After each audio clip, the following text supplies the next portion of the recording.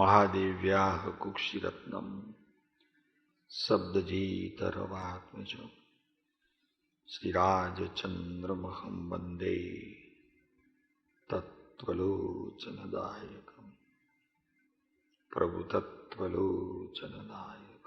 ओम सजातु परम गुरु। श्रीमद् राजचंद्र वचनामृत शिक्षा पाठ 102 विविध प्रश्नों भाग पहलो।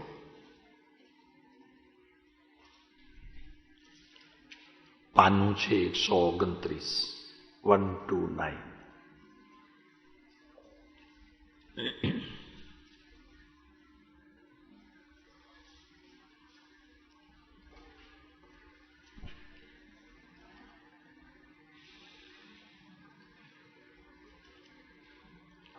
जे कई प्रश्न पण हशे अने एनो उत्तर पण हशे बधु शास्त्रीय हशे। भगवानना मुखेथी आवेली जे वाणी ओमकार ध्वनि एज उत्तर हशे। बिल्कुल भेड़सेड़ विनानो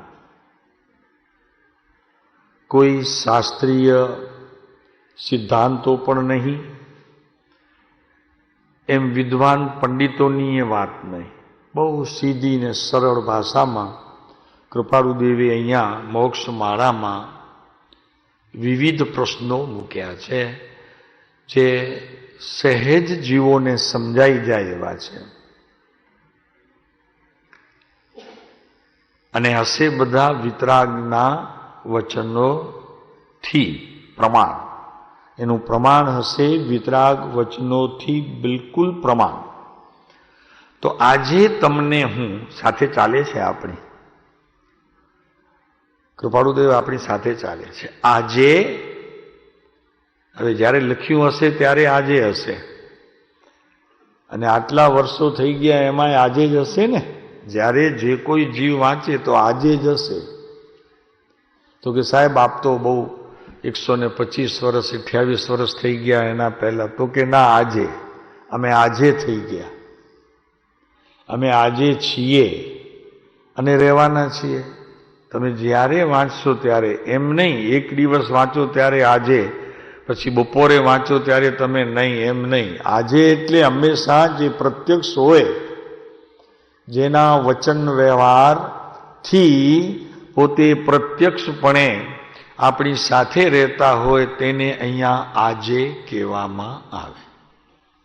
आजनी वात छे, आजे कहेवाय छे, हमणां कहेवाय छे, अत्यारे कहेवाय छे। ज्यारे पण तमे वांचशो त्यारे ते आजे हशे, काले नहीं होय, परम दिवसे पण नहीं होय, आजे। बहु महत्वनी वात छे केम के आ आजे शब्द शाश्वत जे पदार्थ छे आत्म तत्व सनातन अनादि अनंत काल थी जे छे तो छे छे छे छे छे ने छे। तो आज छे शब्द छे ते आजे ए आजे आजे छे छे आजे आजे छे छे आजे छे छे मारी पासे। प्रतिक्रमण में बैठो त्यारे हतुं ने हमणां नथी, ऊभो थई गयो पछी मंदिर में हतो तो हतो ने पछी हवे नथी, एम नहीं। अत्यारे स्वाध्याय मंदिर में श्रवण करे छे त्यारे आत्मा छे अने पछी यांथी ऊभो थई जाय पछी आत्मा नथी, एम नहीं।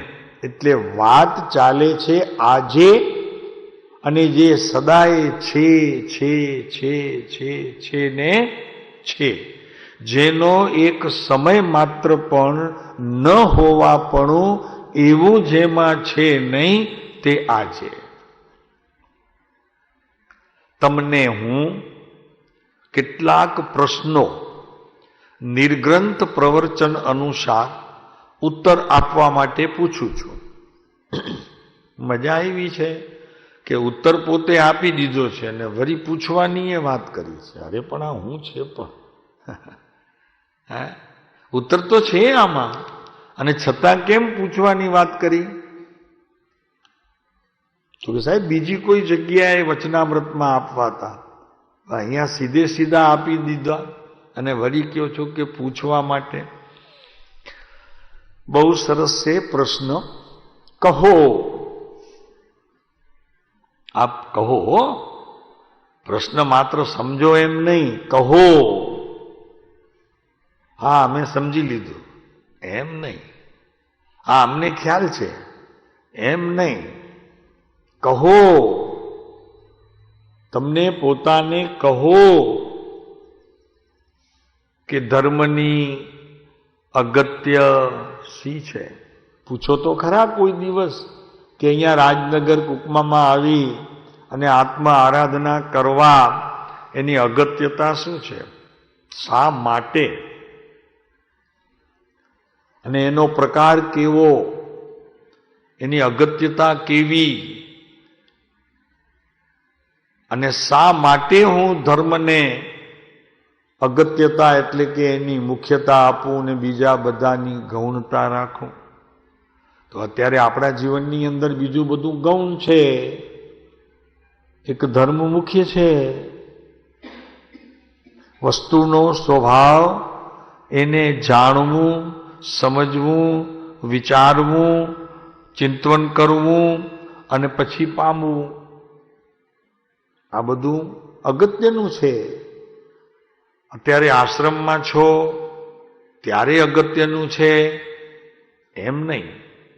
ઘરે હો, ધંધા ઉપર હો, અથવા તો વિશ્વના કોઈ પણ ક્ષેત્રમાં હો, અગત્યનું છે.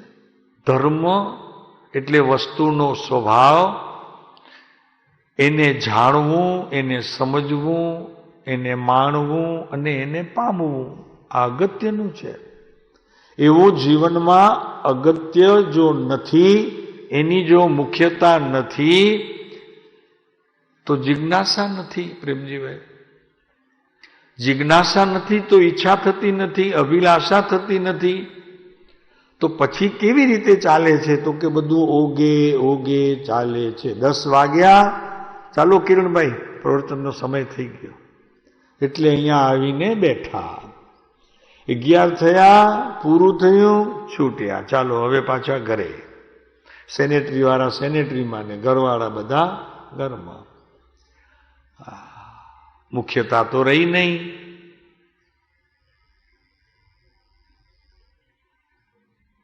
તરત જ ગ્રહસ્થ દશામાં રહેલો સાધક પાછો તરત જ ગ્રહસ્થ દશામાં વીંટળાઈ જાય છે, વીંટળાઈ જાય છે. કહો, હવે આપ કહો, હવે આપ કહો કે ધર્મની અગત્ય શી છે, એટલે કે એની મુખ્યતા શા માટે છે? તો ઉત્તર કૃપાળુદેવે તો આપ્યો જ છે કે અનાદિ કાળથી આત્માની કર્મઝાળ ટાળવા માટે છે.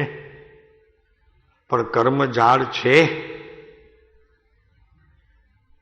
આપણને કોઈ દિવસ એનો વિચાર આવ્યો કે મને કર્મ છે અને એની ઝાડમાં અત્યારે હું ફસાયેલો પણ છું અને ફરી પાછો સમય સમયે એમાં ફસાવું પણ છું, બંધાવું પણ છું, છૂટવાનો કોઈ હજી એક આરો પણ મને બારણું દરવાજો જોવામાં આવ્યો નથી. તો મને મુખ્યતા છે કે ગૌણતા છે ધર્મની? વિચારી લેવું પ્રભુ. કેમ કે જેને ધર્મની મુખ્યતા છે એને તો એક સમય પણ આત્માની ચિંતવના વિના, એને લક્ષ્યમાં લીધા વિના, એના અનંત ગુણો, જેટલું કંઈ પોતે શ્રવણ કર્યું હોય, અભ્યાસ કર્યો હોય, એ બધા ગુણોનો સમય સમયે પોતાને ખ્યાલ આવવો જોઈએ. આવું બધું થતું હોય તો મને તેની મુખ્યતા છે. અને પછી નંબર 2માં હું આત્માની કર્મઝાળ ટાળવા માટે મને ધર્મની જરૂર છે. ધર્મ કરવાની, ધર્મ સમજવાની મને જરૂર છે. ત્યારે કહી શકે, પણ એ કર્મોથી પેલા આવરાયેલો છે એટલે અત્યારે મુક્ત નથી.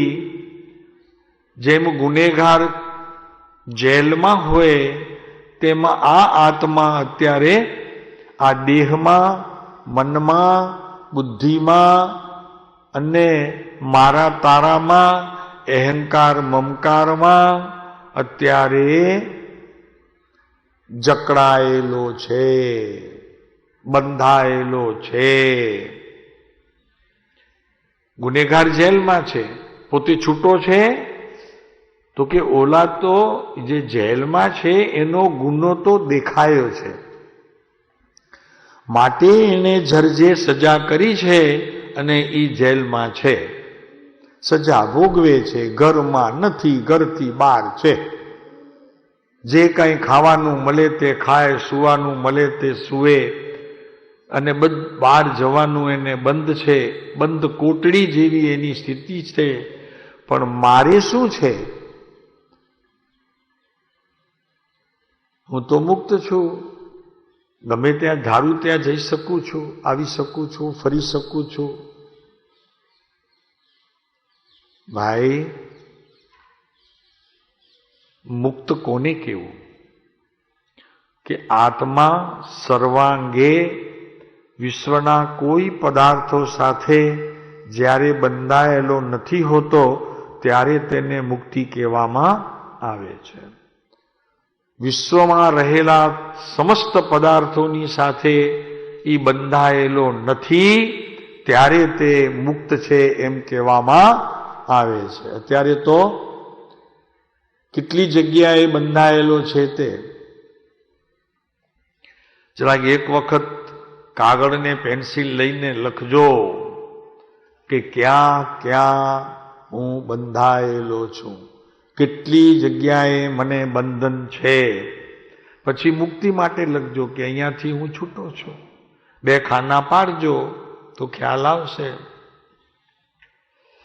કેમ કે એક સત્તામાં છે અસ્તિ અને એક સત્તામાં છે નાસ્તિ. એક સત્તામાં છે આત્મા, એક સત્તામાં છે કર્મ. એક સત્તામાં છે આત્મા નિત્ય અને એક સત્તામાં છે આત્મા અનિત્ય. એવા ઘણા પ્રકારો છે. તો એમાં મારી વસ્તુ મારે સમજવી હોય અને મારે છૂટું રહેવું હોય તો હું કોને આદરું અને કોને મારા જ્ઞાનમાંથી મૂકું? આ બધો વિચાર કરનારને ધર્મની અગત્યતા એટલે મુખ્યતા સમજાશે. અને આ સમજાયા વગર ધર્મ તો નહીં થાય, પણ પુણ્ય બંધે નહીં થાય. શુભ કર્મથી જે પુણ્ય બંધ થાય તે પુણ્ય બંધ પણ અશક્ય છે.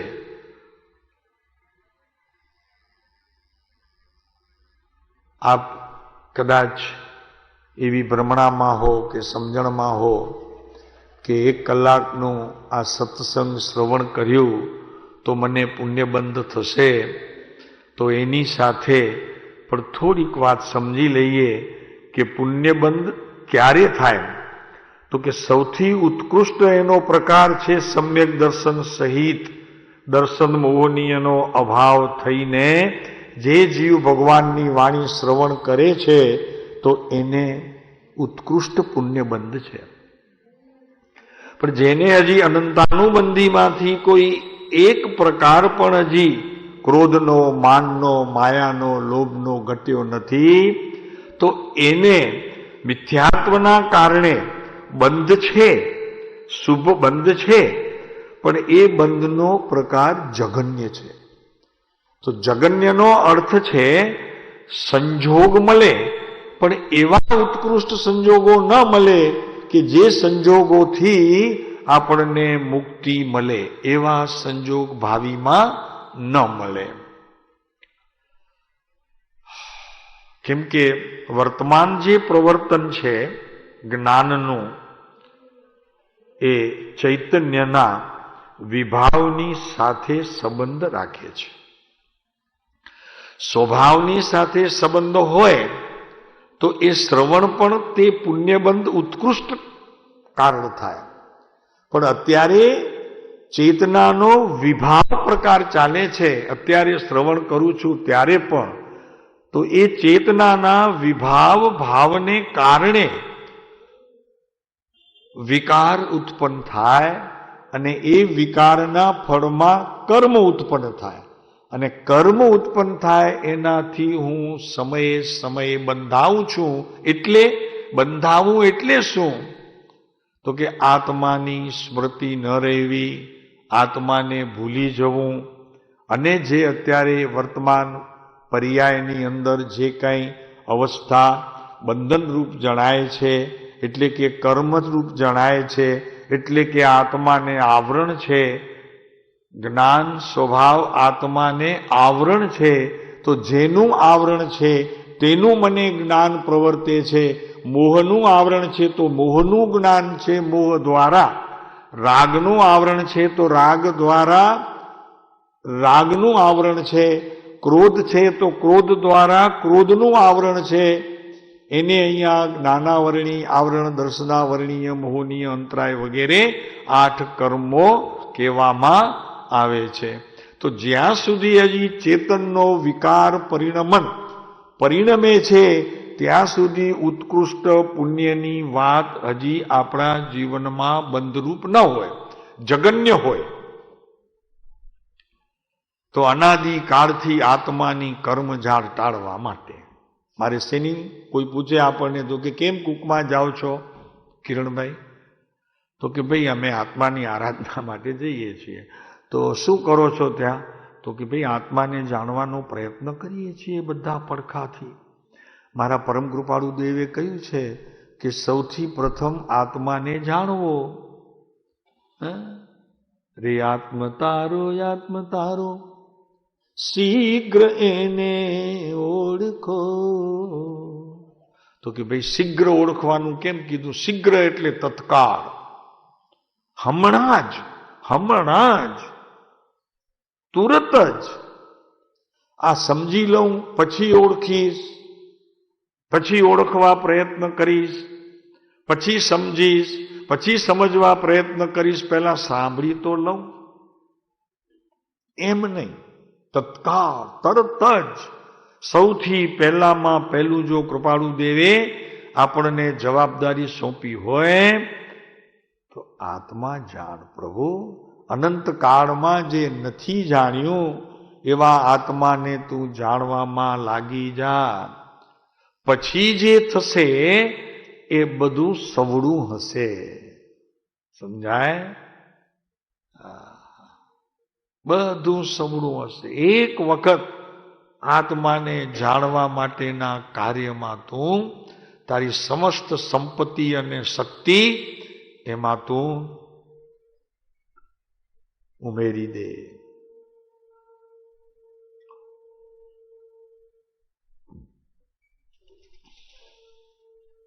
પ્રશ્ન: જીવ પહેલો કે કર્મ? આ જો કૃપાળુ દેવે અહીંયા મૂક્યું છે, પણ આપણને એમ લાગે કે બહુ સામાન્ય પ્રશ્ન મૂક્યા છે. હવે એમાં શું?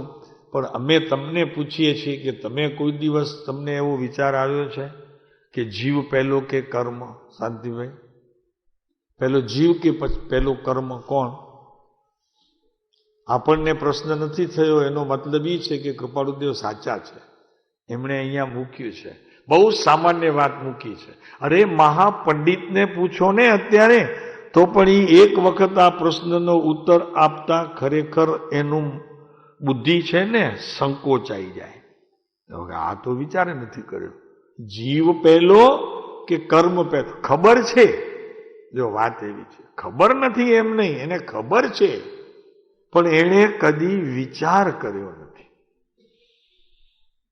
ખબર હોવી એક વાત છે, અને એના સંબંધીનો વિચાર કરવો બીજી વાત છે, અને વિચાર કરીને કંઈક પરિણામ લાવવું તે ત્રીજી વાત છે, અને જે પરિણામ આવે એ પરિણામને સૂક્ષ્મ તત્વની દ્રષ્ટિથી નિર્ણય કરીને પછી અનુભવ કરવો એ જુદી વાત છે. વળી પાછી તો સૌથી ઉત્કૃષ્ટ વાત છે. એટલે આપણે કદી પણ એવું હજી પૂછ્યું નથી કે જીવ પહેલો કે કર્મ પહેલો. સમજણ છે, પણ એ સમજણ જ્યાં સુધી ભીતરમાં ઉતરતી નથી અને એ સમજણનો કંઈક અંશ પણ મારા જ્ઞાનની સાથે એકતા કરતો હોય તો મને ખબર કે જીવ પહેલો છે કે કર્મ પહેલા છે. ભરત, જીવ પહેલો કે કર્મ પહેલા? જેનાથી વીંટાયો છે ઈ પહેલો કે જે વીંટાયો છે તે પહેલા? જેનાથી વીંટાયો છે ઈ પહેલો કે જે વીંટાયો છે તે પહેલો? બોલો. જેનાથી, સમજો જરા, જેનાથી પોતે વીંટાયો છે તે પહેલો કે જે વીંટાયો છે તે પહેલો?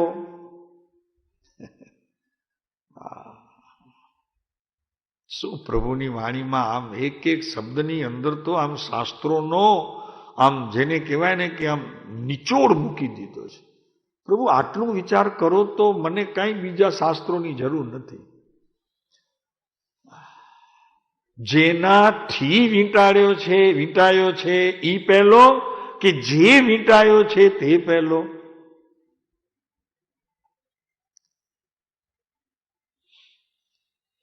બંને અનાદિ છે.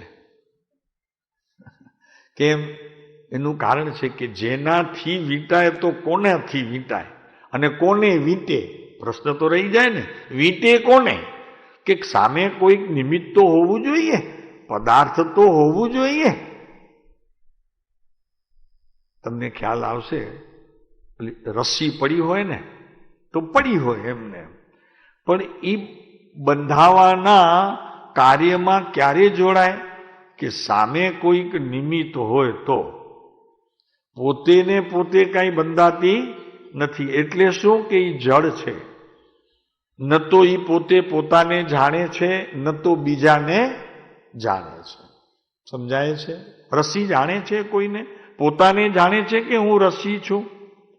ત્યારે કોઈક તો નિમિત્ત હોય બહાર, એને ઈ બાંધે. હવે આગળ કે છે કૃપાળુ, બંને અનાદિ છે. કર્મ પણ અનાદિ અને જીવ પણ અનાદિ.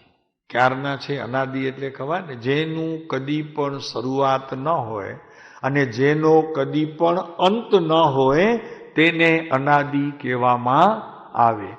જેની કોઈથી ઉત્પત્તિ ન હોય, કોઈ સંયોગથી, એને પણ અનાદિ કહેવામાં આવે. જે કર્મો છે એની ઉત્પત્તિ પણ કોઈ બીજા દ્રવ્યથી થઈ છે એમ નહીં, અને જીવ જે છે એની ઉત્પત્તિ પણ કોઈ બીજા પદાર્થથી થઈ છે એમ છે નહીં.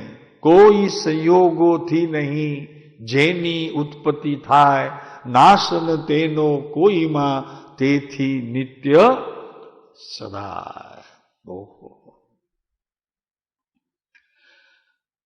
જીવ પહેલો હોય તો એ વિમળ વસ્તુને મળ વળગવાનું કંઈ નિમિત્ત તો જોઈએ ને. કાંઈક તો નિમિત્ત જોઈએ ને.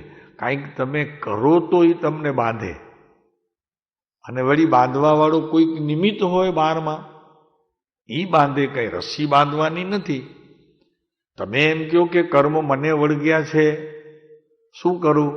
આ છૂટે તો હું મોક્ષ પામું, છૂટતા નથી. તો અમે પૂછીએ છીએ કે કર્મ જડ છે કે ચેતન? કર્મ જડ છે કે ચેતન? બાંધવા વાળી રસ્સી ચેતન છે કે જડ? કાંઈક તો કયો અમને યાર, મજા પડે એવું. આ રસ્સી પડી છે તે જડ છે કે ચેતન? જડ છે. એમાં એને બંધાવવાનો ગુણ છે, બંધાવવાનો ગુણ છે, પણ પોતે બીજાને બાંધી શકે એમ છે નહીં. માટે કર્મ જે છે એ કર્મ એમને એમ અરૂપીપણે પડ્યા છે, જેનો રૂપ ભલે નથી પણ છતાં છે તો જળ, તો એ કદી તમને બાંધે નહીં. તો તમે બંધાવાના આધી થયા, તમને બંધાવવું ગમ્યું તો બાંધે ને. તો કે સાહેબ અમને બંધાવવું તો નથી ગમતું. એમ સારું, લ્યો નથી ગમતું સારું. પણ આ ઘર મારું કયો છો તો આત્મા તમારો નહીં ને, ઘર મારું થયું તો તમારી વસ્તુ તમારી ન માની અને બીજાની તમારી માની તો હું થયું? હું થયું? બોલો બોલો જરા બોલો. તમારી વસ્તુ જે આત્મા જ્ઞાન કરવું જોઈએ, એના બદલામાં જ્ઞાન કરીને આ મારું છે એમ માનવું, એમ જ્ઞાનમાં તો આવ્યું નથી. સમજાય? એમ જ્ઞાનમાં નથી આવ્યું. આ બધા તમે અહીંયા બેઠા છો એ મારા જ્ઞાનમાં આવ્યા છે, પણ જ્ઞાનમાં એવું નથી આવ્યું કે આ બધા તમારા છે. અમારા તો એક છે. જો કદાચ આગળ જઈએ તો આ બેઠા જરી જરી આગળ જઈએ તો થોડુંક, બાકી આમાંનું કોઈ અમારું તો છે નહીં. અને આ એ ક્યાં અમારા છે? અમારા તો એને કહેવાય કે અમારાથી જડાવાર છૂટા ન રહે અને અમે જઈશું ત્યારે અમારી સાથે આવે. એમ તો બનતું નથી. તો કર્મે તમને બાંધ્યા છે કે તમે કર્મથી બંધાયા છો? બોલો. ભરત શું છે? અને તમે ખરેખર કર્મથી બંધાયા છો? નહીં. કર્મથી બંધાયા છો? કર્મે તમને બાંધ્યા છે, કર્મથી તમે બંધાયા છો? એ વાત તદ્દન ખોટી પડે છે. જૈન દર્શન એને માન્ય કરતું નથી. જો તમે બંધાવ તો તમે ચેતન છો અને પદાર્થો બધા તમારા હિસાબે બધા અચેતન નામે જળ છે. હવે એમ જો ખરેખર હોય, જો કે જ્ઞાન બાંધતું હોય તો જ્ઞાનીઓ બંધાયા કરે, તીર્થંકરો બંધાયા કરે, સિદ્ધનો જીવ પણ બંધાયા કરે. કેમ કે સિદ્ધના જીવમાં પણ જ્ઞાન રૂપે પરિણમન તો છે. તીર્થંકર પણ બેઠા છે સમોષણમાં, તો એમને પણ જ્ઞાનની ક્રિયા તો ચાલુ છે, તો એ નથી બંધાતા. કે બંધાય છે? તીર્થંકર બંધાય છે? કેમ નથી બંધાતા? બોલો, ના તો પાડી. કેમ નથી બંધાતા? તો કે ભાઈ, જગતના કોઈ પદાર્થને એમણે પોતાના માનેલા નથી. એમણે માન્યું છે માત્ર જ્ઞાનનું જ્ઞેય. આ બધું જ્ઞેય છે. જ્ઞેય છે, નામ જાણવા યોગ્ય છે. આ મારા છે કે આ મારા નથી એવા માનવા યોગ્ય મારું જ્ઞાન નથી. એવું માનવા યોગ્ય મારું જ્ઞાન નથી. જો આટલું સમજો અને જો જીવનમાં એ ઘરેડ બેસી જાય તો એ કર્મ જેને નામ આપવામાં આવ્યું છે એ કર્મ નામ તમારા જીવનમાં, તમારી ડિક્શનરીમાં સદાને માટે ગયું. જ્ઞેય રહ્યું. જ્ઞેય ક્યાં નહીં જાય? જ્ઞેય તો રહેશે. કેમ કે એ તો આત્મા જ્ઞાન સ્વભાવી છે અને જ્ઞાન સ્વભાવી જીવનું જ્ઞેય પ્રમાણ છે. તો પ્રમાણનો વિષય તો છે, એ જવાનો નથી. તમે ત્યાંથી નીકળી જાઓ મારાપણાની માન્યતાથી. તો આ થશે ધર્મ અને કર્મની અનાદિકાલથી ચાલતી લડાઈનો અંત. અંત કરવો છે ને? મોક્ષ જોઈએ છે ને? મુક્તિ પસંદ છે ને? હવે સંસાર ગમતો નથી ને? તો એનો ઉત્તર આ છે. બોલ ભરત, તૈયારી છે? આ છે ધર્મ. ઓલા ઘીના ચડાવા બોલે એ ધર્મ નહીં. ભગવાનની પ્રતિષ્ઠા કરે એ ધર્મ નહીં, મંદિર બનાવે એ ધર્મ નહીં, તપ કરે તે ધર્મ નહીં, યાત્રા કરે તે ધર્મ નહીં, દાન આપે તે ધર્મ નહીં. હાલો આકરું છે કિરણભાઈ, અને વાત કેટલી સીધી છે. આમ આકરી નથી, પણ આ છોડવું તો કરવું શું? કરવું આ કરવું તો કે હું જ્ઞાન સ્વભાવી આત્મા, અને એ જ્ઞાનમાં વિશ્વના તમામ પદાર્થો જ્ઞેય. બસ એ મારો પ્રમાણનો વિષય, એને હું પકડી રાખું. બધા જ્ઞેય છે. દીકરો હોય, પુત્રવધુ હોય, જમાઈ હોય, પોતાની પાસે ધન હોય, ગાડી ઘોડા હોય, સગા વાલા કુટુંબ સર્વ બધું હોય. એ બધું મારું જ્ઞાનનું જ્ઞેય છે. જાણવા યોગ્ય છે, મારા માનવા યોગ્ય નથી.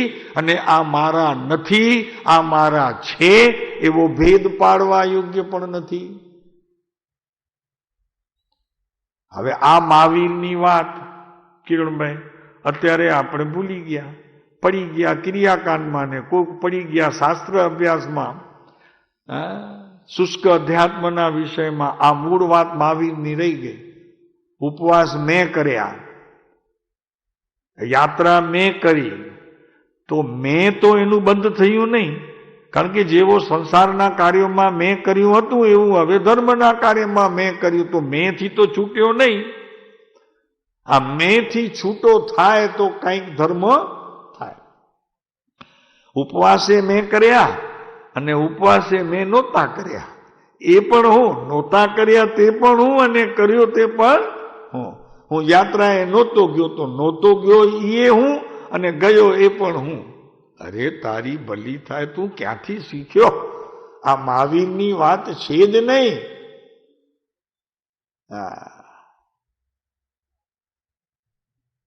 એણે તો કોઈક ધર્મ સમજી લીધો. વ્રતમાં, તપમાં, યાત્રામાં, દાનમાં, શીલમાં, ત્યાં નથી ધર્મ ભાઈ. ધર્મ તો અહીંયા છે. તારો જ્ઞાન સ્વભાવી આત્માને માત્ર જાણન રૂપ માનવું, દેખન રૂપ માનવું, એમાં ભેદ પાડવો નહીં. આ મારું નથી, આ મારું છે, એવા ભેદ પાડવા નહીં. જે સમયે ભેદ પાડ્યા તે સમયે તું કર્મ ઝાડમાં ફસાયો. આ કર્મ ઝાડ છે. આટલી વાત ખબર તો પણ ન સમજાય એવું આમાં ક્યાં છે? હવે આમાં આ સમજવા માટે કેટલા શાસ્ત્રો ભણવા પડે, કેવું કિરણભાઈ? અને બીજી વાત એવી પણ છે કે અત્યારે તું જેને તારા માને છે, તું જરીક બુદ્ધિથી વિચારીશ તો તને ખ્યાલ આવશે કે ખરેખર મારા છે. આ ધન કહો, આ પત્ની કહો, આ બાળકો કહો, ખરેખર મારા છે?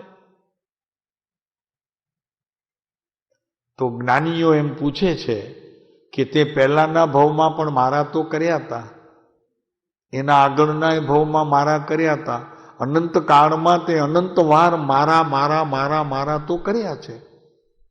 તો કેમ અત્યારે કોઈ એમાંનો એક પણ દેખાતો નથી?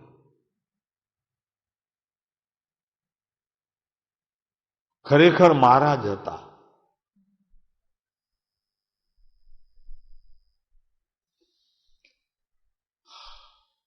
આવી ધર્મની અને કર્મની ટૂંકી વ્યાખ્યા તેમાં શાસ્ત્ર ભણી ભણીને માથા ફેરવે છે. કોઈ કર્મ ગ્રંથ વાંચે અને કોઈક વળી કંઈક ગ્રંથ વાંચે કરણાનું યોગનો, અને માથા આપણા ફેરવે. કૃપાળુદેવે અહીંયા કીધું કે ફેરવવાની જરૂર નથી, તું ફરી જાય એની જરૂર છે.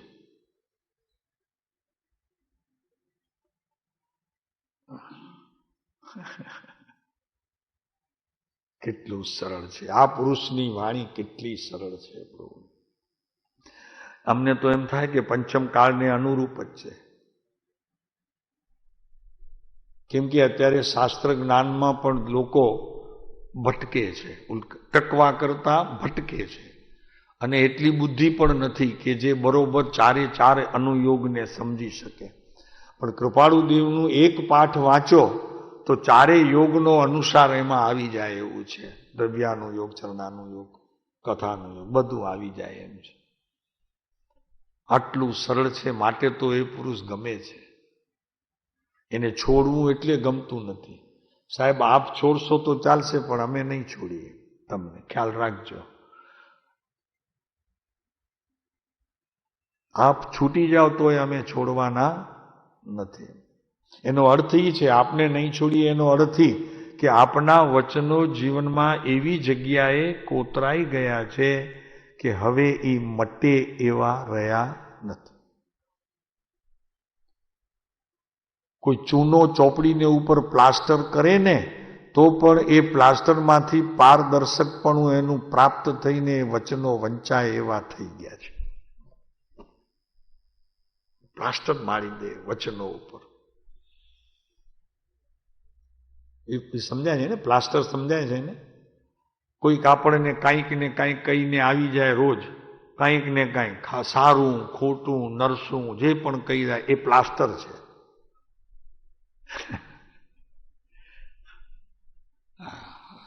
અરે કેટલાય પ્લાસ્ટર લગાડો, પ્રભુ પણ એ વચનો જે જ્ઞાનીના છે એ તો હજી સ્પષ્ટપણે જણાયા જ કરશે. અને ત્યાં સુધી જણાયા કરશે કે જ્યાં સુધી કેવળ જ્ઞાન પ્રાપ્ત કરી અમે સિદ્ધ લોકમાં બિરાજમાન નહીં થઈએ ત્યાં સુધી તે વચનોની છાંટ તો જવાની નથી. બાપુ આવો નિર્ણય કરે તેને ઘેર ભગવાનના પારણા થાય. શ્રેયાંશ કુમારને ત્યાં ભગવાન આદિનાથ આવ્યા તો શેરડીનો રસ પાયો. પણ આ જે છે ને, ભગવાન તમારા ઘરે પારણા કરશે ને જે દિવસે, તે દિવસે કોઈ વસ્તુની જરૂર નહીં રહે. તમે માત્ર ચેષ્ટા કરશો તો જીવનમાં એવા રસની પ્રાપ્તિ થશે કે જે રસ અપૂર્વ હશે, પૂર્વે કદી પણ એનો સ્વાદ નથી આવ્યો એવો રસ હશે. એવા રસના અભિલાષી થાવ, એવા રસના અભિલાષી થાવ. આત્મરસ.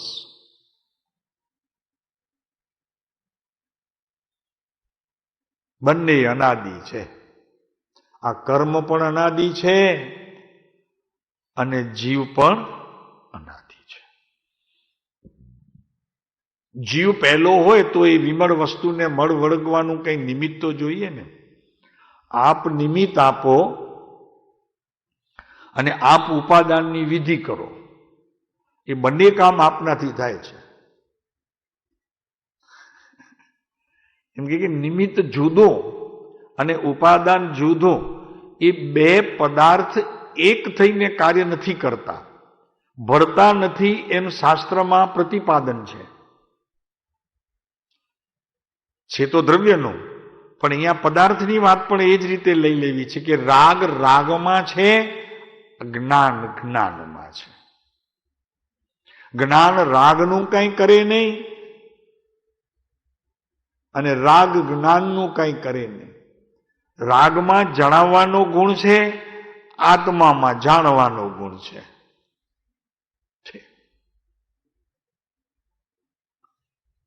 આ જણાવવાના ગુણમાં તમે લઈ લીધું જાણવામાં. હવે જાણવામાં લીધું તેવું તમે તમારું માની લીધું, તો ત્યાં આવી ઉપાધિ. સમાધિ ગઈ ને ઉપાધિ આવી. કેટલી સુંદર વાતો છે પ્રભુ. એ બે લીટીમાં તો કેટલું કહી દીધું છે. આખો જેને કહેવાય ને કે મુક્તિનો સાર મૂકી દીધો. મુક્તિનો સાર મૂકી દીધો. દરિયાના એક બુંદ પાણીને પીએ ત્યાં વિશ્વમાં રહેલા તમામ સમુદ્રો, આ વિશ્વમાં રહેલા તમામ સમુદ્રોનો સ્વાદ આવી જાય. તો પછી ઓલા ક્ષીર સમુદ્ર ને ધૃત સમુદ્ર એનું ના આવ્યો, એ જુદા, એનું નહીં. એટલે આ લીધું અહીંયા, આ ભારત છે આપણે અહીંયા આ વિશ્વમાં, અત્યારે જે વિશ્વ આપણી સામે છે ત્યાં તો સ્વાદ આવી જાય છે. પ્રવર્ચન સમુદ્ર બિંદુમાં ઉલટી આવે જેમ 14 પૂર્વની લબ્ધિનું અરે પ્રભુ, ઉદાહરણ પણ આમ, તેમ નહીં આમ, કે કર્મ એટલે કોઈ વસ્તુ નથી. તમારું અજ્ઞાન પર પદાર્થની સાથે એકતા કરે એ કર્મ. અને તમારો સ્વભાવ આત્માનો જાણનરૂપ ક્રિયા તમારી ભીતર રહીને તમને જાણે અને બીજાને ન જાણે એ ધર્મ. આત્માની અંદર રહેલા અનંત ગુણોને તે ભોગવે, બીજાનો ભોગતા ન થાય એ ધર્મ. અને બીજાને ભોગતા થાય અને એનો ઈ કરતા થાય તો કરતા ને ભોગતા થતા અન્ય પદાર્થનો થયો તો તે કર્મ.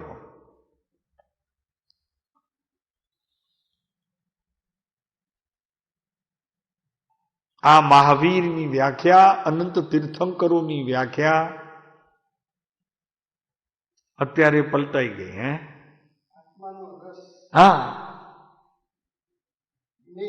હા, આત્માનો રસ જ્ઞાન.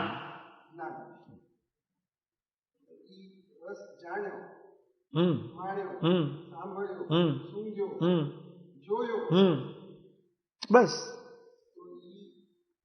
સમ્યક દર્શન. સમ્યક દર્શન નહીં, અલગ નહીં.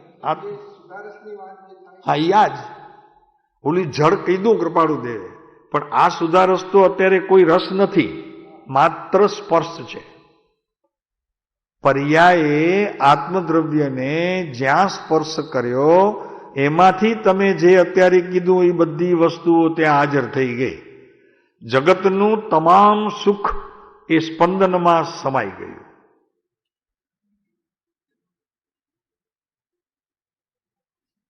તમામ રસ, કેટલા રસ છે વિશ્વમાં, એ બધા રસ કાંઈ જ નહીં, ફીકા. પણ આત્માની અંદર રહેલા અનંત ગુણો છે એનું રસ એક સમયની પર્યાયે પોતાના આત્મદ્રવ્યને સ્પર્શ કરીને, અને તેમાંય પાછી મજા એ છે કે સ્પર્શ કરતી વખતે પણ એમાંથી કોઈ ગુણ કે કોઈ રસ બહાર આવ્યો નથી. પર્યાયે સ્વતંત્રપણે ત્યાંથી લઈ લીધું અને કાંઈ પણ દ્રવ્યને ડૂબવ્યું નહીં, એને દુઃખ ના આપ્યું.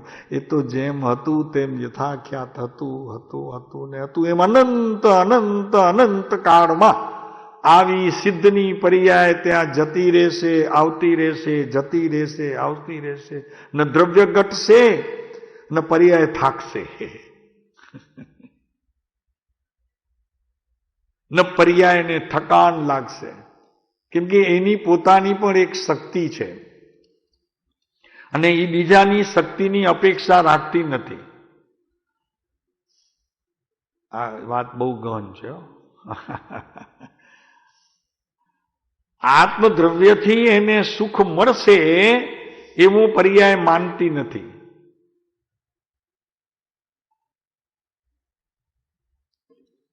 શું કરવું, શું કહીએ. આ તો નાળા છૂટી જાય એની વાત છે. એ એવી વાત છે, આ તો નાળા છૂટી જાય. એક સમયની ક્ષણિક પર્યાય પણ સમ્યક દર્શન જ્યારે થાય છે કે કેવળ જ્ઞાન પ્રાપ્ત થાય છે ત્યારે એને દ્રવ્યની અપેક્ષા નથી. અને છતાં એના ઉપર આરોપ આપીને આવીને એમ કહેવામાં આવે છે કે આ કેવળ જ્ઞાનની પર્યાય છે. પણ તે સમયે પણ કેવળ જ્ઞાનની પર્યાય છે તે વાત સદભૂત વ્યવહાર નયથી છે. ખરેખર પર્યાય તો પર્યાયની છે, પર્યાયમાં કેવળ જ્ઞાન જણાય છે. તો તે જ સમયે તે પર્યાય કેવળ જ્ઞાનથી જુદી છે. પર્યાય પર્યાયમાં છે, કેવળ જ્ઞાનમાં છે. હા, એનો ઝળકવાનો પર્યાયમાં કેવળ જ્ઞાનનો સ્વભાવ છે માટે ઝળક્યું છે. અરે જ્ઞાની તો એમ કહી દે કે કેવળ જ્ઞાન પણ જ્ઞેય છે. થાકવું નહીં પ્રભુ એમાં. આ મહાવીરની વાત છે, અનંત તીર્થંકરોની વાત છે. કેમ કે જે કેવળ જ્ઞાનની અંદર આત્માના ગુણો જણાય છે ને, તો માટે તે જ્ઞેય છે. લોકાલોક જણાય એ તો વાત જ નથી, એ તો કેવળ જ્ઞાને નથી.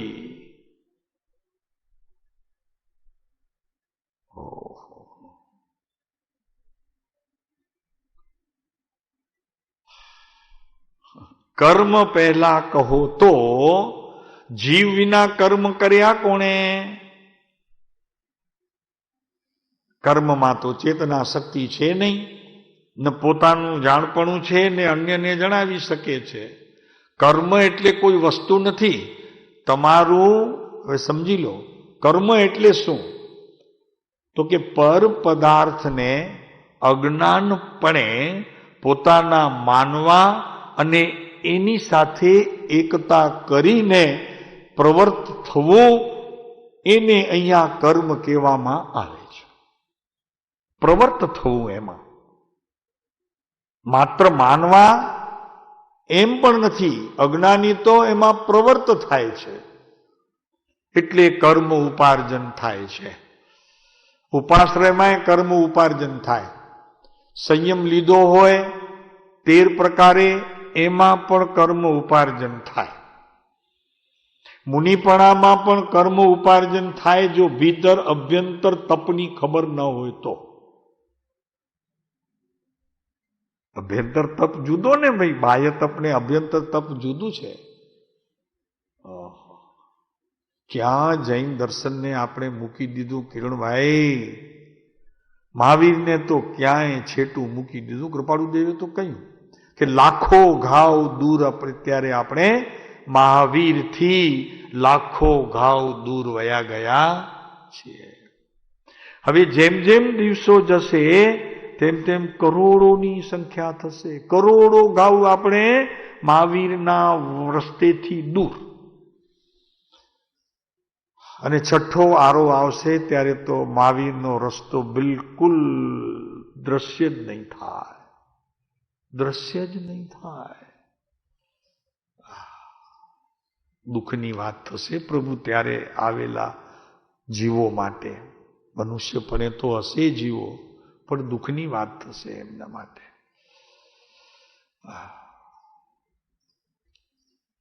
આપણે તો અત્યારે ધારીએ તે કરી શકીએ છીએ. લીલા લહેર છે આપણને. એ આપણને ન તો કર્મ નડે છે, ન તો જગતનું કોઈ ભૌતિક પદાર્થ નડે છે. એક તું તને નડે છે. તને કોઈ નડતું નથી, તું નડે છે તને પોતાને. બસ આ વાત મુખ્ય છે. નડવાનું તો તને જ છે, તું જ તને નડે છે. બીજો કોઈ પદાર્થ આત્માને તો નડતો નથી, પણ 6 દ્રવ્ય વિશ્વમાં ભગવાને દીઠા, તો 6 દ્રવ્ય એકબીજાને સ્પર્શતા પણ નથી. એવા ભગવાને જોયા પોતાના જ્ઞાનમાં. ધર્માસ્તી અધર્માસ્તી આકાશકાર જીવ પૂતગલ. તો પછી આ હું દીકરાને ભણાવી લઉં, પછી એને સારે ઠેકાણે ધંધે લગાડી લઉં, પછી જે એનું ધન આવે તે સાચવવાનું કામ મારે. તમે નિવૃત્તિની વાત કરો છો, પણ અમે તો બધી ઓલો છોકરો મોકલાવે અહીંયા, તો અમારે વ્યવસ્થા તો કરવી જોઈએ કે નહીં? અને હવે આ પુત્રવધુ છે, એના નાના દીકરા છે, તો એને ભણાવવા માટે બધું કરવું જોઈએ કે નહીં? એને ભણાવવું જોઈએ કે નહીં? ક્યાં ભણાવવું, કેવી રીતે ભણાવવું, એની સાથે બેસીને મીટિંગ તો કરવી જોઈએ કે નહીં? કે હવે તારે કઈ લાઈન લેવી છે, ક્યાં ભણવા, કઈ કોલેજમાં તારે જવું છે, આ બધું માથાકૂટ તો મારે કરવી પડે કે નહીં? મારી જવાબદારી તો છે કે નહીં? દીકરો મેં પેદા કર્યો છે તો મારી જવાબદારી છે. હવે અમે પૂછીએ છીએ કે દીકરો તમે પેદા કર્યો છે?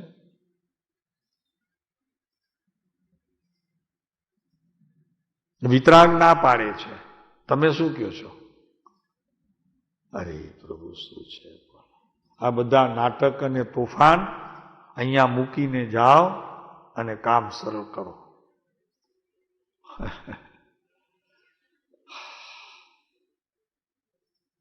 કર્મ પહેલા કહો તો જીવ વિના કર્મ કર્યા કોણે? લ્યો બસ એક જીવ જ છે કે જે કર્મ કરી શકે છે, એટલે વિપરીતપણે પરિણમી શકે છે. એટલે સમયસારમાં આશ્રવ અધિકારની અંદર એક કળશ મૂક્યું છે. એમાં કળશ મૂક્યું છે તો કે અજ્ઞાનનો પણ કોઈ ગહન મહિમા છે. કેમ કે અજ્ઞાનનો ગહન મહિમા એવો છે કે તમે અજ્ઞાન કર્યા જ કરો તો તમારો કદી પણ અંત થાય નહીં અને પરિભ્રમણથી છૂટો નહીં. એ અનાદિ અનંત કાળ તમે રખડ્યા કરો, એ અજ્ઞાનનો મહિમા છે. અને કૃપાળુ દેવે એમ કીધું કે છે તો આત્મા રૂડો મજાનો પણ એમાં અપલખણ ઓછા નથી. તો આટલું કીધું ત્યાં મહારાજ સાહેબો બૂમાબૂમ કરવા માંડ્યા કે આવું બોલ્યા. અરે આવું એમણે આવું કીધું છે એ તો જ્ઞાની હતા ને એમને અધિકાર છે, પણ તમને એની કોઈ ચર્ચા કરવાનો અધિકાર નથી. વાત શું કરો છો? જ્યાં સમયસારમાં કુંકુંદ ભગવાને કીધું કે અજ્ઞાનનો આ ગહન મહિમા છે, ત્યારે પરમ કૃપાળુ દેવે પોતાના શબ્દો લખી અને લખ્યું કે એમાં અપલખણ ઓછા નથી, તો અપલખણ અજ્ઞાનના છે. તો એમાં તમને એટલું શું ખરાબ લાગી ગયું કે આત્માને અપલખણીઓ કીધું? અપલખણીઓ એક વખત નહીં, કૃપાળુ દેવ તો કે હવે તો અમે કહીએ છીએ કે કરોડ વખત અપલખણ છે. એમાં અનંતવાર અપલખણ કર્યા છે એટલે તો પરિભ્રમણ છે. વાત શું છે? તો કે શ્રીમદે આમ કહ્યું, અપલખણ કહી દીધા. હા, અરે અપલખણ છે, કહી દીધા નહીં, તમારામાં એ છે. હા, ધીરેથી જરા. કેમ કે તમે જયારે શ્રીમદને એમ કહો છો કે આમ કહી દીધું, એ તમારું અપલક્ષણ છે. કોણ કે આપણે ક્યાં માથા ફોડો, આપણે તો સમજવું. એક જ્ઞાનીને તમે આવી રીતે ચિત્રો, એ તમારું અપલખણ નથી? તો તમે આત્મા છો કે જડ છો? તમારું શરીર કે છે, વાણી કે છે, બુદ્ધિ કે છે, મન કે છે કે આત્મા કે છે? એ તો જોઈશું પછી, હજી આગળ આવશે ત્યારે કોણ કે છે આ.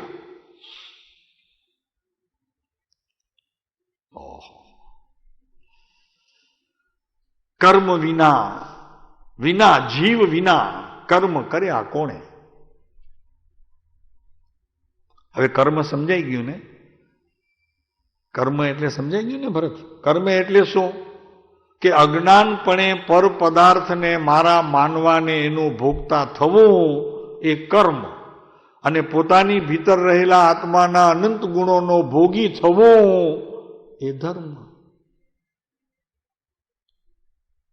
રાગપણે મોહપણે પ્રવર્તવું તે કર્મ, અને જ્ઞાન અને દર્શનપણે પરિણમવું, બીજા ઇત્યાદિ ઘણા ગુણો, ધર્મ. હવે કેટલા સંઘ કાઢીએ તો આ વાત સમજાય? શાંતિભાઈ, કેટલા સ્વામી વાત્સલ કરીએ તો આ વાત સમજાય? કેટલા મંદિર બંધાવીએ તો આ વાત સમજાય? કેટલા ઉપવાસ કરીએ તો આ વાત સમજાય? કેટલી આંબીની ઓરી કરીએ તો આ વાત સમજાય? કેટલા સત્સંગ શ્રવણ કરીએ તો આ વાત સમજાય? કેટલા સ્વાધ્યાય કરીએ તો આ વાત સમજાય? અરે પ્રભુ, શું છે વસ્તુ વ્યવસ્થા કેમ છે એની બરોબર આપણને ખ્યાલ હોવું જોઈએ. વસ્તુ વ્યવસ્થા સમજાય છે ને? વસ્તુ વ્યવસ્થા. તમે કોઈ મોટા પ્રસંગમાં જાઓ તો ત્યાં વસ્તુ વ્યવસ્થા બધી હોય છે કે પુરુષો એક બાજુ, બૈરાઓ બીજી બાજુ, મુનિ મહારાજ ત્રીજી બાજુ, સ્ટેજમાં જે આવનારા વીઆઈપી માણસો હોય તે ચોથી બાજુ, જે કામ વર્કરો હોય એને બિલા પહેરેલા હોય એમની વ્યવસ્થા જુદી બાજુ, અને એ જે વ્યવસ્થા થયેલી છે એમાં તમે જાઓ અને ગેરવ્યવસ્થા ઊભી કરો તો તમને ઠપકો મળવાનો છે. બૈરાના જ્યાં બેસવાનું હોય ત્યાં તમે ખુરશી ઉપર બેસી જાઓ, વીઆઈપી માણસો બેસવાના હોય ત્યાં તમે બેસી જાઓ, ઓલા બિલા લઈને બિચારા ઓલા ફરતા હોય છોકરાઓ, એને કાંઈક ને કાંઈક ઠપકા આપ્યા પડો, બધી તમે ગેરવ્યવસ્થા કરો છો. તો એ ગેરવ્યવસ્થા માટે તમને બોલાવ્યો નથી ત્યાં. એ વ્યવસ્થા એ લોકોએ રાખી છે બધી પદ્ધતિસર, કે જ્યાં તમારે વ્યવસ્થા છે, તમારું જ્યાં નિમંત્રણ છે ને તમારી જ્યાં જગ્યા મુકરર કરવામાં આવી છે ત્યાં બેસો, એ વ્યવસ્થા છે. એમ આત્માના અનંત ગુણોની વ્યવસ્થા છે. તો એ વ્યવસ્થામાં તમે રહો તો એ ધર્મ થશે. થાય છે કે નહીં? ગરબડ ત્યારે બૈરાઓ માટે ખુરશી મૂકી હોય, હજી આવ્યા ન હોય બૈરા, ત્યાં તમે બેસી જાઓ તો વોલેન્ટિયર આવે, એ વિચારો તમને કે એ લેडीज के लिए जगह है, आप के लिए सामने है. तो कि हाँ मुझे मालूम है, मैं जाऊंगा, पर अभी तो कोई लेडीज है नहीं, तो बैठो हूं तो क्या तेरे को तकलीफ है? बापा એને તકલીફ જ છે, એની ગેરવ્યવસ્થા થાય. તમે બેઠા, બીજો બેસે, ત્રીજો બેસે, ચોથો બેસે, પાંચમો બેસે. મારે એ નથી કહેવું હો, મારે તો એ કહેવું છે કે એકને તમારા માન્યા, પર પદાર્થમાં તમે તમારા એકને માન્યા તો બીજાને માનવાના છો, ત્રીજાને માનવાના છો. એ માનવાની ક્રિયા તમારી ચાલુ રહેશે. માટે ગેરવ્યવસ્થા કરો નહીં, અને ગેરવ્યવસ્થા તમે બહાર જ્યાં જાઓ ત્યાં બિલકુલ ન કરો. જ્યાં વ્યવસ્થા છે, જે રીતે સેટિંગ છે ત્યાં બેસો. એમ આત્માની બરોબર અને પર પદાર્થની પણ બરોબર એકદમ વ્યવસ્થિત છે. તો તમે પણ વ્યવસ્થિત રહો તો ધર્મ થશે, નહીંતર તો છે જ માથે.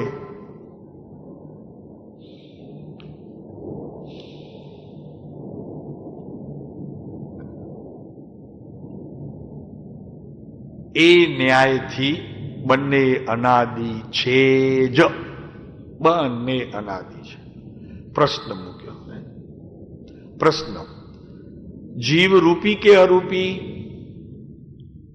અહીંયા પ્રશ્ન ઉત્તર જોવો નહીં ને જો પોતે જરા વિચાર કરો તો મજા પડે. તો જરા આમાં તો જોઈ લીધું એટલે આપણે તો તરત જ ખબર ને, કારણ કે અહીંયા તો ઉત્તર આપ્યા છે એટલે આપણે પાસ જ થવાના છીએ. પણ અહીંયા તો એ છે કે મારે નાપાસ થવું છે, પહેલા નાપાસ થઈને પાસ થવું છે તૈયારી? અરે રાજી થવા જેવું.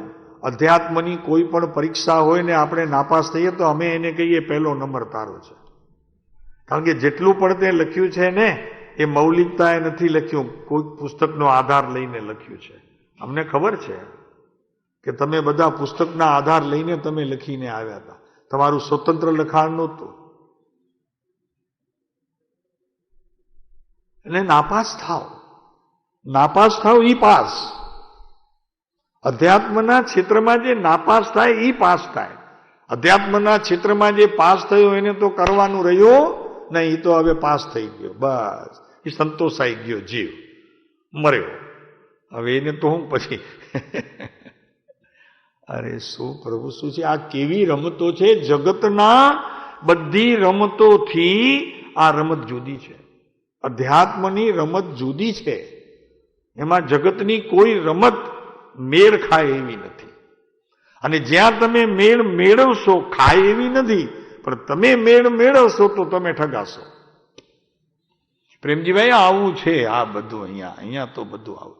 બધા તમારા મંતવ્યો જૂના જેટલા લઈ આવ્યા હશો ને એ બધા બદલાઈ જશે, એક બદલાઈ જશે. બદલાયા વગર હારો નથી. જીવ રૂપી કે અરૂપી? તો ઉત્તર છે રૂપી પણ ખરો અને અરૂપી પણ ખરો. તો કે જીવના બે ભાગ કરી દીધા? કૃપાળુદેવ આપને કઈ ખબર ન પડી? જીવ શું બે વિભાગે છે? તો તમે રૂપી પણ કહી દીધો ને અરૂપી પણ કહી દીધો. એમ બે પ્રકાર છે જીવના. તો એનો અર્થ એ થયો કે જીવના બે ભાગ કહી દીધા તમે. તો મારો એક ભાગ મોક્ષે જાય ને એક ભાગ સંસારમાં રહે, વાંધો હું પણ.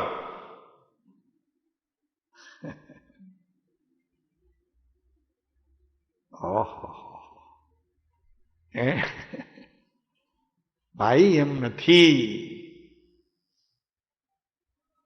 સિક્કાની બે બાજુ હોય તો સિક્કો એક જ છે. એક સિક્કો છે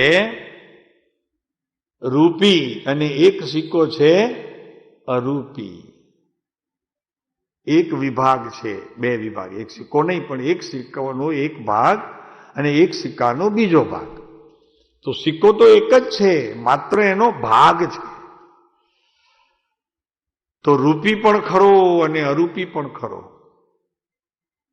પ્રશ્ન કૃપાળુદેવે તરત જ બીજો ઊભો રાખ્યો છે. તો હવે તમે કહો છો કે રૂપી પણ છે અને અરૂપી પણ છે.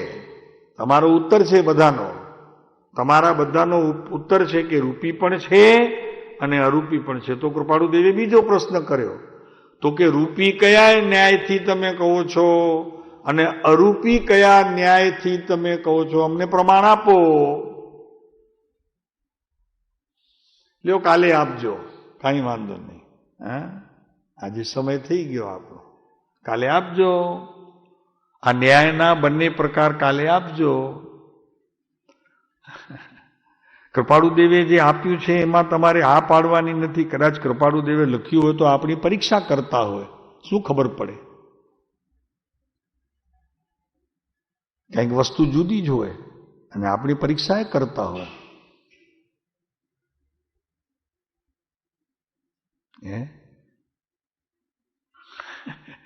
બોલો બોલો બોલો. તારા પછીના દર્શન. એ તો વાત તો એમ જ છે, વાત તો એમ જ છે. એટલે જ કીધું ને કે તારા દર્શન માત્રથી દેવ બ્રહ્મણા ભાગી રે. મેં તો લોક લાજની કુટેવ સર્વે ત્યાગી રે. કહેવામાં કેટલું સરળ છે, લોકલાજ છોડવી કેટલી અઘરી છે.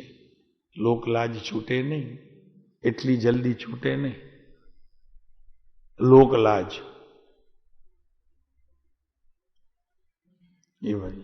એ વળી શું કીધું? લોકલાજ.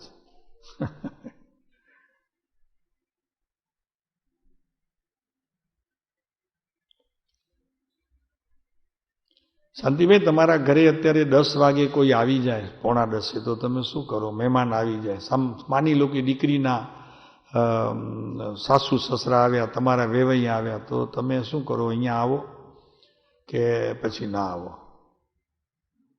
કે તો કે હવે આ શું કરે, હવે આ ટાઈમે આવી ગયા તો હવે સાલું કેવી રીતે અમારાથી આવાય? બોલો તમે શું કરો શાંતિભાઈ? સાચો જવાબ આપો, એકદમ સાચું.